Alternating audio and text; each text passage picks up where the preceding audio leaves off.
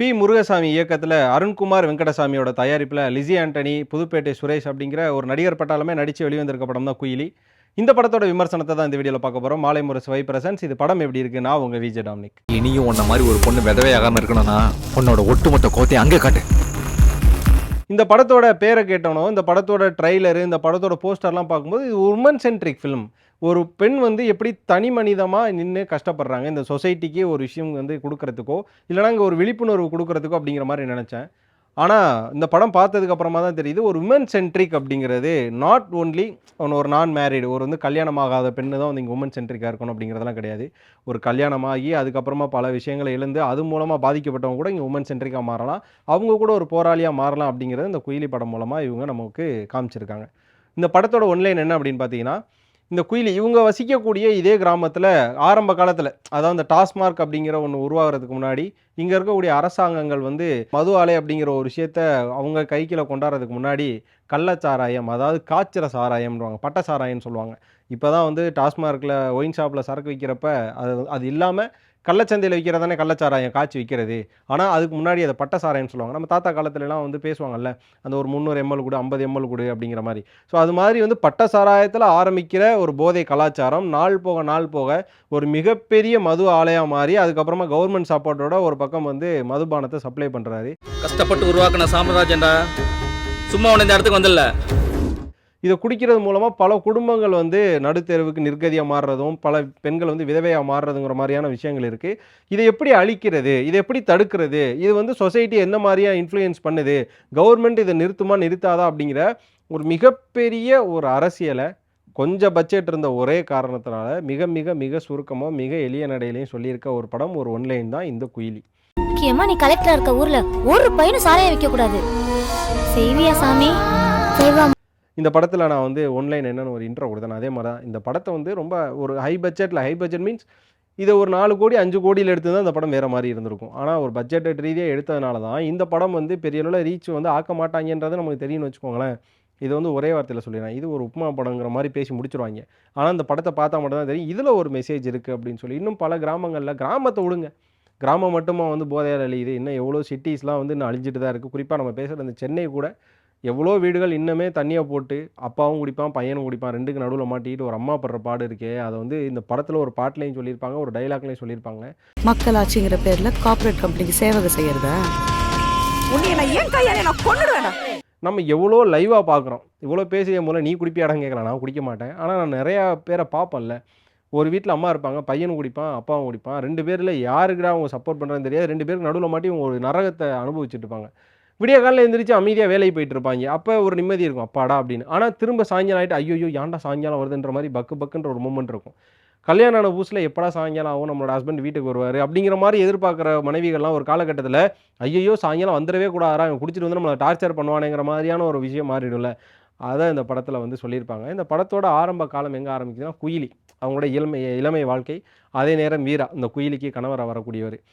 ஏன் வந்து ஊர்ல எவ்வளோ ஆண்கள் இருந்தாலும் இந்த குயிலி வீராவ காதலிக்கணும் அப்படிங்கிற ஒரு விஷயம் இருக்குல்ல. அதுக்கு ஒரு சூப்பரான ஒரு எக்ஸ்பிளைன் குடுத்துருப்பாங்க. அப்படியே எந்த காரணத்துக்காக வீராவ காதலிச்சாங்களோ, அந்த காரணமே ஆப்போசிட்டா மாறி வீராவோட உயிர் பிரியறதுக்கு காரணமாயிடும். டு பி ஃபிராங்க் ஓப்பனா ஸ்பாய்லரே பண்ணுவோமே. இந்த படத்த போய் நான் கூட்டம் கூட்டமா எல்லாம் பார்த்து தெரிஞ்சுட்டு அப்படியே பண்ண போறாய்ங்க. நான் ஸ்பாய்லரே பண்றேன். குயிலி வந்து வீராவ ஏன் காதலிப்பாங்கன்னா, அந்த ஊர்ல எல்லாமே குடிப்பாய்ங்க. பகல்லேயே குடிப்பாய்ங்க, வேல பார்த்தா குடிப்பாய்ங்க. ஆனா வீரா மட்டும் அந்த ஊர்ல குடிக்கவே மாட்டார். ரொம்ப நல்ல மனுஷனா இருப்பாப்புல. அதனால கல்யாணம் பண்ணுவாங்க. ஏன்னா என்னோட அப்பன் குடிச்சு குடிச்சு தான் எங்க குடும்பம் நடுத்தெருவுக்கு வந்துருச்சு. ஆனா நீ நல்லவனா இருக்கன்னு சொல்லி அவர காதலிப்பாங்க. ஒரு கட்டத்தில என்ன ஆகும்னா, அவர் கீழ விழுந்ததுனால கால்ல அடிபட்டுரும். அந்த வலி தெரியாம இருக்க அவசரத்தில மருந்துன்னு வாயில ஊத்துவாய்ங்க அந்த சரக்க. அதுக்கப்புறமா அதுக்கு அடிக்ட் ஆகி குடிக்க ஆரம்பிச்சுருவாரு. ஒரு கட்டத்தில இந்த குடியினால அவர் புள்ளைய ஒழுங்கா பார்த்துக்காம, பொண்டாட்டிய ஒழுங்கா பார்த்துக்காம, வேலைக்கு போகாம, ரோட்ல விழுந்து கிடந்து, சாக்கடையில விழுந்து கிடந்து, வாங்கி வச்ச பேரெல்லாம் வந்து கெடுத்து, கெட்ட பேராயி, குடும்பத்த அடிச்சு, ஒரு மாரி சார்பேட்டா பரம்பரையில வர மாரி ஒரு டார்க் ஜோனுக்கு போயிடுவாரு. இன்னையோட இந்த குடிய கடைசியா விட்டுருவோம்னு சொல்லிட்டு, கடைசியா இன்னைக்கு தான் நம்ம குடிக்கிறோம். இதுக்கப்புறம் குடிக்கவே மாட்டோம்ன்னு ஒரு முடிவு எடுத்து ஒயின் ஷாப் போகும்போது, பார்ல பிரச்சனையாயி அடிதடியாயி அவர அடிச்சு கொன்னு போடுவாய்ங்க. அதோட அவரு முடிஞ்சு போயிரும். ஒரு 4 பேர் தலையா சீவுனாதான் என்னோட கோவம் கொஞ்சமாவது குறையும். அதனால அந்த இடத்துல டர்ன் பாயிண்ட்டா மாறும் குயிலி. இனிமேல் நான் என் வீட்ல நடந்த மாரி யார் வீட்ல நடக்கும் அந்த சொசைட்டில எவனுமே குடிக்கக்கூடாது அப்படின்றதுனாலயே அவங்க வந்து கம்யூனிச கொள்கைய ஏத்துக்கிட்டு, அந்த காரல் மார்க்ஸ், லெனின் இவங்க புக்லாம் படிச்சுட்டு, அதுக்கப்புறமா அந்த சரக்கு அதாவது சொல்லுவோம்ல மதுபான ஆலைகள் இத ஒழிக்கிறதுக்கும், மூடுறதுக்குமான போராட்டங்கள்ல ஈடுபட்டு ஒரு கதைய வந்து சொல்லுவாங்க. ஒரு கருத்த சொல்லுவாங்க. இதுக்கு நடுவுல பாடல் வரும். எப்படியாப்பட்ட விளைவை கொடுக்குதுன்னு வரும். இதுக்கு நடுவுல முக்கியமான விஷயம் என்னன்னா, அவங்க பெத்த பையன் ஒருத்தர் இருப்பாரு. அவர் வந்து இந்த ஊர்லயே விட்டா கெட்டு போயிருவான்னு சொல்லி ஹாஸ்டல்ல விட்டு, அவர் ஒரு ஐஏஎஸ்ஸாவா மாத்திருவாரு. அந்த ஐஏஎஸ்ஸா மாறுனவர் கூட, எப்படி இங்க வந்து ஒரு கார்ப்பரேட் நிறுவன கைக்கூலியா மாறுறாரு? அப்படிங்கிறத பேசக்கூடிய ஒரு அரசியல் படம். நல்ல சித்தாந்த ரீதியா நல்லா படிப்பார். நமக்கு அப்பா கிடையாது. அம்மா தான் நம்மள கஷ்டப்பட்டு படிக்க வைக்கிறாங்க. வெட்டு வேலைக்கு போறாங்க. ஒரு பக்கம் செங்கல் தூக்குறாங்க.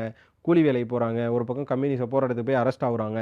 இவ்வளோ கஷ்டத்த வளர்ற நம்ம என்ன பண்ணணுங்கிறதெல்லாம் தெரிஞ்சு படிக்கிற ஒரு பையன், கலெக்டர் ஆவுற ஒரு பையன், பின்னாடி ஒரு சந்தர்ப்ப சூழ்நிலையால என்ன பண்ணிறாருன்னா, அந்த ஒயின் ஷாப் அந்த சரக்கு இருக்குல்ல, அந்த ஓனருக்கு ஐக்கியமாயிடுறாரு. ஐக்கியமானதுக்கு அப்புறமா, மக்கள் இடத்துல நின்னு யோசிக்காம, அவங்களோட கார்ப்பரேட் எம்ப்ளாயீஸோட இடத்துல நின்னு யோசிக்க ஆரம்பிப்பாரு. ஏன் நான் நினைச்சாலும் அந்த இத மூட முடியாது. அதாவது வந்து கவர்மெண்ட் தான் மனசு வைக்கணும். நான் வச்சிருந்தா மட்டும் எப்படியே பூரண மதுவிலக்கு கொண்டு வந்துர முடியுமான்னு எவ்வளோ பேசுவாரு. ஆனா, இந்த பக்கம் குயிலி, அந்த லிஸி ஆண்டனி இருக்காங்கல்ல, அவங்களோட டயலாக்லேருந்து நெறையா வரும். ஏன் இதுக்கு முன்னாடி வந்து இவங்க பூட்டலையா? ஒரே ஒரு ஐஏஎஸ் ஆஃபீசர் வந்து ஒரு கூல் ட்ரிங்க்ஸ் கம்பெனிய மூடலையான்னு சொல்லி, இங்க இருக்கக்கூடிய வரலாறுகள எடுத்து பேசுவாங்க. இப்படியா பார்த்தீங்க அப்படின்னா, ஒரு கட்டத்தில இவங்க 2 பேருக்குமான ரிவால்வரியா வரும். இந்த ஒரு விஷயம் பேசிட்டே இருக்கும்போது, இயக்கங்கள் எங்க மாறுது? விடுதலை படத்தில நம்ம வாத்தியார், பெருமாள் வாத்தியார் பார்த்திருப்போம். இயக்கமா மாறுவாங்க. போராட்டம் ஒரு பக்கம் நார்மலான பீப்பிளா நம்ம போராட்டம் பண்ணலாம். ஆனா, அந்த போராட்டம்ங்கிறத தாண்டி எங்க இயக்கமா மாறி இவங்க தீவிரவாதம், அதாவது வந்து அடிக்கிறதுல, சண்டை போடுறதுல, ஆயுத போராட்டத்துக்கு எங்க மாறுறாங்கன்னு இருக்குல்ல. ஸோ அந்த ஒரு கதையும் இங்க பேசியிருப்பாங்க. அதில பார்த்தீங்க அப்படின்னா, ராட்சசன் சரவணன் நடிச்சிருப்பாரு. அந்த ஒரு டீம் பார்த்தீங்க அப்படின்னா, முழுக்க முழுக்க இயக்கம் சார்ந்து இருக்கும். அதான் காவல்துறையால ஒரு விஷயத்த தட்டி கேட்க முடியாதது. பொதுமக்களால செய்ய முடியாதது எங்களோட ஆயுத போராட்டம் பண்ணிட்டு ஒரு ஆயுதம் ஏந்திய போராட்டம். அப்ப எந்த இடத்துல ஒரு கம்யூனிஸ்ட் உருவாகுறான், எந்த இடத்துல ஒரு இயக்கம் உருவாகுது, எந்த இடத்துல ஒரு கார்ப்பரேட் முதலாளி உருவாகுறான், எந்த இடத்துல கார்ப்பரேட் முதலாளிக்கு கை கட்டக்கூடிய அரசு அதிகாரிகள் உருவாகுறாங்க, எந்த இடத்துல அரசியல் கட்சிகள் அவங்களுக்கு எதிரா நிக்குதுங்கிற மாதிரியான ஒரு கதைக்களத்த ரொம்ப சின்ன பட்ஜெட்ல எடுத்து மக்கள்ட்ட சொல்ல முயற்சி பண்ணியிருக்காங்க.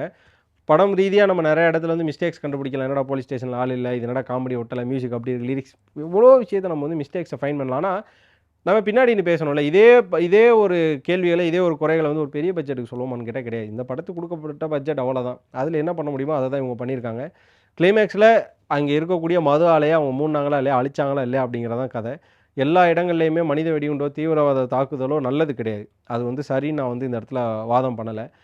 ஆனா, முடியாத சூழ்நிலைகளுக்கு அது ஒரு விளைவாவோ, ஒரு முடிவாவோ அவங்களுக்கு மாறுது அப்படிங்கிறது தான் அந்த படத்துல அவங்க சொல்ல வர ஒரு கருத்து. அதே நேரம் பூரண மதுவிலக்கு அமல்படுத்தினா தான் எங்க தமிழகம் வந்து ரொம்ப நிம்மதியா இருக்கும். பல பெண்களோட வாழ்க்கை நிம்மதியா இருக்கும். நம்ம வந்து ரோட்ல பார்ப்போம். தண்ணிய போட்டு எவ்வளோ இது பண்றான் பார்றா, அராஜகம் பண்றான் பார்றா, டேய் சரக்க போட்டு எப்படி பண்றான்னு பார்றான்ற ஒரு ஆஸ்பெக்ட் இருக்கும். அதே நேரம் யங்ஸ்டர்ஸ் நெறைய பேர், மாமா நமக்கு ஒரு கட்டிங் போட்டா தான்டா வாழ்க்கை இப்போ வந்து நிம்மதியா இருக்கும். தல வலிக்குது கட்டிங் போடணும்பாய்ங்க.